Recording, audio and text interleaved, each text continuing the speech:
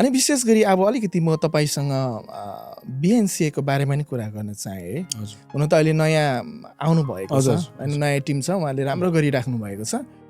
र बिएनसिएमा तपाईँ प्रोग्राम डिरेक्टरको रूपमा कति वर्ष, 4 वर्ष गर्नुभयो कि 8 वर्ष गर्नु? पहिला युथमा 3 वर्ष, त्यस पछाडि फेरि यता पनि गरे 3 वर्ष, 6 वर्ष गरी होला सिधा भनौँ न। युथमा नि गर्नुभयो? युथमा नि गरे। अब सबैले मिलेर सहयोग गरौँ भन्ने। दामी। विशेष गरी बिएनसिएको प्रोग्राम डिरेक्टर होइन हुँदा सिकेको सबैभन्दा ठुलो पाठ के हो? के सिक्नुभयो त्यति 6 वर्षको अवधिमा? आई थिङ्क धेरै कुराहरू सिकेँ, तर मैले अझै देखेको चाहिँ के हो भने BNC has a big potential होइन। हजुर। अर्को कुरा अब बिएनसिएको लेभल चाहिँ खासै भन्नुपर्दा धेरै नै माथि हो र माथि छ पनि होइन, अझै राम्रो हुँदै जाँदैछ।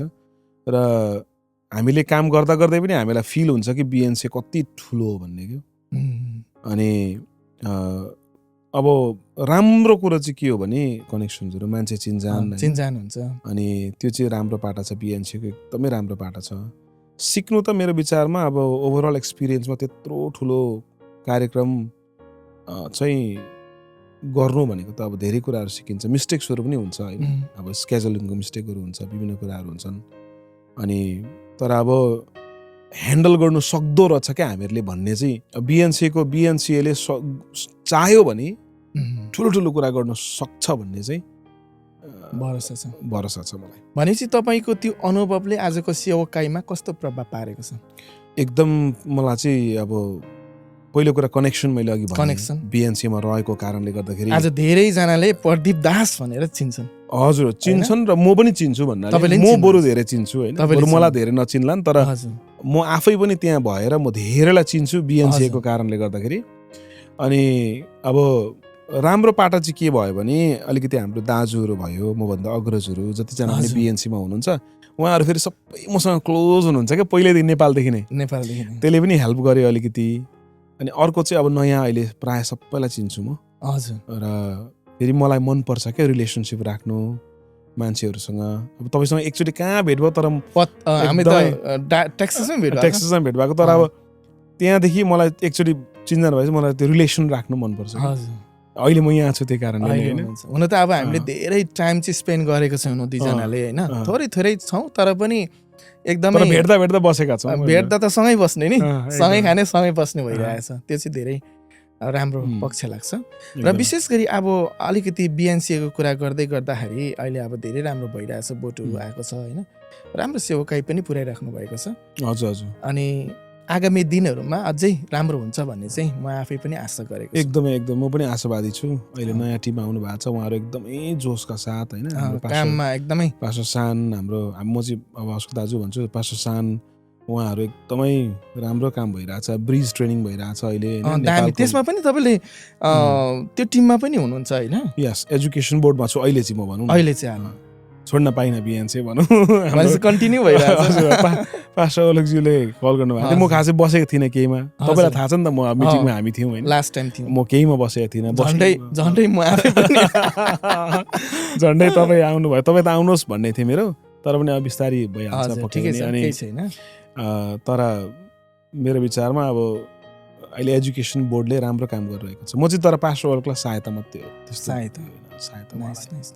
विशेष गरी युएसको चर्च सेवकाईमा मुख्य चुनौती तपाईँले के देख्नुहुन्छ अहिले? त मेरो विचारमा आई थिङ्क धेरै जस्तो तपाईँले हेर्नुभयो भने अझै पनि धेरैजनाको चर्च छैन, आफ्नो बिल्डिङ छैन होइन।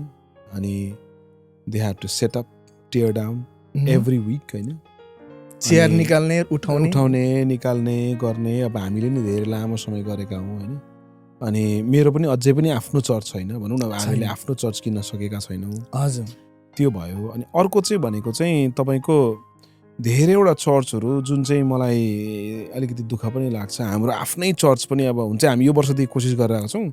हाम्रो यो वर्षको थिम चाहिँ गो, ग्लोरिफाई अनि ग्रो छ। अनि हाम्रो नेपाली चर्चहरू अझै पनि मेरो विचारमा अलिकति जाने इभेन्जेलिकल कुराहरूदेखि लिएर विभिन्न कुराहरूमा बिएनसीले यसपालिदेखि अलिक गर्दैछ होइन, त्यस्तो कुरामा हामी पछाडि छौँ होला। अनि तपाईँले जवान सङ्गतिको कुरा गर्दै हुनुहुन्थ्यो, जवान सङ्गति चाहिँ नेपाल जस्तो चाहिँ छैन। त्यो आई क्यान फिल इट। नेपालमा हामी अब जवान सङ्गति कस्तो रूपमा जान्थ्यौँ क्या आम्मा नाइस हुन्थ्यो नि वाह होइन भेला हुन्थ्यौँ निकैजना भेला हुन्थ्यो कि कति टाढा टाढाबाट पनि आउँथ्यो नि त टाढा टाढाबाट हिँडेर साइकलमा होइन, आउने साइकलमा गर्थ्यो, होइन? दुःख तर पनि हामी जान्थ्यौँ क्या जान्थ्यौँ अहिले चाहिँ अब अलिकति नानीहरूको प्रेजेन्स पनि कम्ती छ अनि हुन्छ अब यहाँको आफ्नै व्यस्तता विभिन्न कुराहरू होलान् तर अब थोरै चाहिँ अब यहाँको अमेरिकन कल्चरलाई हामीले बुझ्नु चाहिँ आवश्यक छ हजुर हजुर धेरैले भन्नुहुन्छ होला हामी अमेरिकन होइन तर अमेरिकन हो हामी भइरहेको छ होइन? अमेरिकन हो अमेरिकन नेपाली हो त्यो नेपाली त्यो भन्नु नेपाली हौँ हामी त्यो त अब पक्कै पनि छुट्दैन जस्तै हामी भुटानिज हामीसँग एउटा छ ट्याग हामी छ, नेपाली छ उम्, त्यो छुट्दैन होइन अवश्य पनि तर हामी अमेरिकामा छौँ अनि यहाँको चर्चबाट हामीले धेरै सिक्नु छ विशेष गरी दोस्रो पुस्तालाई हामीले सेवाकाईमा पनि अब तयारी गर्नुपर्छ क्या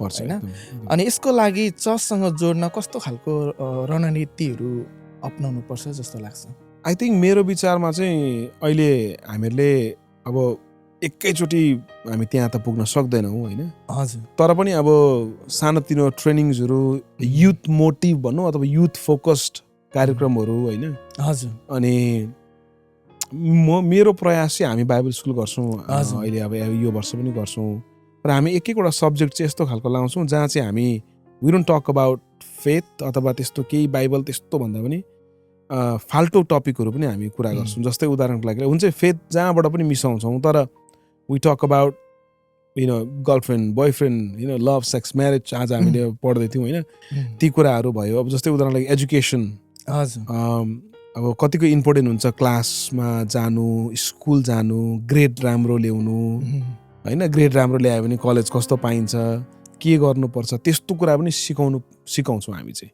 भनौँ न अब हामीले लास्ट इयरको बाइबल स्कुलमा हामीले एउटा विषय नै राखेको थियौँ हजुर अनि जहाँ चाहिँ हामी चाहिँ कलेज किन पढ्नुपर्छ भन्ने कुराहरू सिकाउँछौँ अनि तपाईँको चाहिँ अब बाइबलको कुराहरू पनि छन् हजुर तर अब त्यो नानीहरूले सिक्नुपर्ने कुराहरू हामी सबै कुराहरू सिकाउने प्रयास चाहिँ गर्छौँ भनौँ न तपाईँको अलिकति भविष्यको दर्शनको बारेमा नि अलिकति कुरा गर्न चाहेँ होइन फ्युचर दर्शन तपाईँको विशेष गरी भुटनिज नेपाली युथहरूको लागि चाहिँ के दर्शन तपाईँले गर्नुभएको छ आई थिङ्क अलिकति राम्रो भइरहेको छ हाम्रो नानीहरू हजुर। चाहिँ सेकुलर पढाइहरू धेरैले गरिराख्नु भएको छ हजुर तर अलिकति थियोलोजिकल एजुकेसन अथवा त्यो पढ्दा पढ्दै पनि त अहिले त के हजुर। 2 डिग्री डबल डिग्रिज भन्छ नि विभिन्न गर्न मिल्छ होइन थोरै शिक्षागत हिसाबमा पनि अलिकति बाइबलको कुराहरू सिक्ने अनि मलाई चाहिँ अब यो अलिकति उयो हुन्छ होला तर आई लभ एपोलोजेटिक कुराहरू क्या